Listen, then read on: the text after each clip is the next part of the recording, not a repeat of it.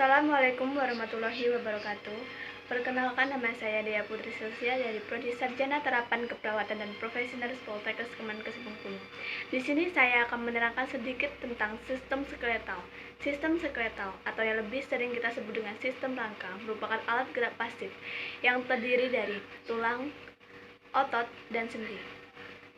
Jaringan tulang menyusun 18% dari tubuh manusia. Adapun fungsi dari sistem skeletal antara lain: 1. Sebagai penyokong berdirinya tubuh, tempat melekatnya otot, jaringan, dan organ. 2. Sebagai pelindung, untuk melindungi organ yang lunak dan halus. Yang ketiga, sebagai alat bantu gerak. Yang keempat, tempat penyimpanan dan pengeluaran mineral dalam bentuk kalsium dan fosfat. Yang kelima, pembentukan sel darah atau red bone marrow. Yang keenam, penyimpanan trigliserid atau yellow bone marrow. Sini saya akan menyebutkan sel-sel utama yang terdapat pada tulang, seperti pada gambar. Ada osteoblast, osteosit, osteoklas, dan osteogenik. Osteoblast akan membentuk osteogenik menjadi osteosit. Osteoblast yang membuat tulang menjadi keras, berfungsi mensintesis sel-sel tulang tua yang sudah tidak digunakan lagi menjadi sel tulang muda. Yang kedua, osteosit. Osteosit membantu pembentukan tulang. Terbentuk dari osteoblast dan akan membentuk tulang jika sudah matang. Nama lain dari osteosit adalah osteoblast yang sudah matang. Yang ketiga, osteoklas. Osteoklas merupakan sel darah putih yang terdapat pada tulang. Berfungsi sebagai makrofag, yaitu memakan tulang-tulang yang sudah tua. Yang terakhir ada osteogenik. Osteogenik akan membentuk osteoblast. Sistem skeletal terdiri dari 206 tulang. Sistem skeletal secara garis besar dibagi menjadi dua bagian, yaitu appendicular skeleton dan axial skeleton. Axial skeleton meliputi kranium, tulang wajah, dan truncus atau batang tubuh, sedangkan appendicular skeleton meliputi upper limb atau ekstremitas atas dan lower limb atau ekstremitas bawah. Selanjutnya saya akan menyebutkan bagian-bagian tulang pada area anterior dan posterior. Yang pertama, saya akan menyebutkan tulang pada area anterior atau bagian depan.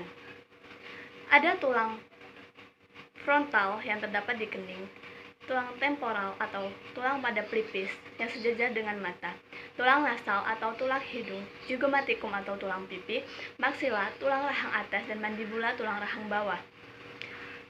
Pada leher terdapat 7 vertebra cervicalis. Kemudian terdapat clavicula, yaitu tulang panjang yang menghubungkan lengan atas dengan batang tubuh. Kemudian ada humerus, tulang lengan, radius, ulna, karpal, metakarpal, dan phalanges. Radius adalah tulang yang sejajar dengan ibu jari, sedangkan ulna adalah tulang yang sejajar dengan jari kelingking. Pada posisi seperti ini, radius berada di atas, sedangkan ulna berada di bawah. Karpal adalah tulang antara yang menghubungkan tangan dengan telapak tangan. Sedangkan metakarpal adalah tulang telapak tangan dan phalanges adalah tulang-tulang jari. Pada bagian badan terdapat tulang dada yang terbagi menjadi 3 bagian, yaitu manubrium, badan sternum, dan kyphoid. Dan terdapat tulang iga yang melekat pada tulang dada. Tulang iga terbagi menjadi 7 pasang tulang rusuk sejati, 3 pasang tulang rusuk palsu, dan 2 pasang rusuk melayang. Kemudian terdapat vertebra lumbalis, dan terdapat ilium, yaitu tulang pinggang, dan pubis, tulang kemaluan. Kemudian beralih ke kaki, terdapat femur, yaitu paha, patella adalah lutut, tibia adalah tulang kering, dan fibula adalah tulang pada betis. Kemudian ada tarsal, metatarsal, dan phalanges. Sekarang kita beralih ke bagian posterior atau bagian belakang. Pada tulang tengkorak terdapat parietal dan occipital.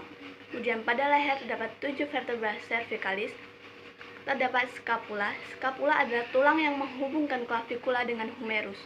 Kemudian terdapat vertebra thoracalis yang terdiri dari 12 ruas tulang punggung, dan vertebra lumbalis yang terdiri dari 7 ruas tulang pinggang, sacrum yang terdiri dari 5 ruas tulang kelangkang, dan coccyx yang terdiri dari 4 ruas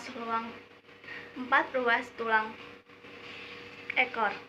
Dan kemudian di bagian kaki terdapat juga femur atau paha, patella atau lutut, tibia, fibula, dan satu lagi terdapat calcaneus yaitu tumit.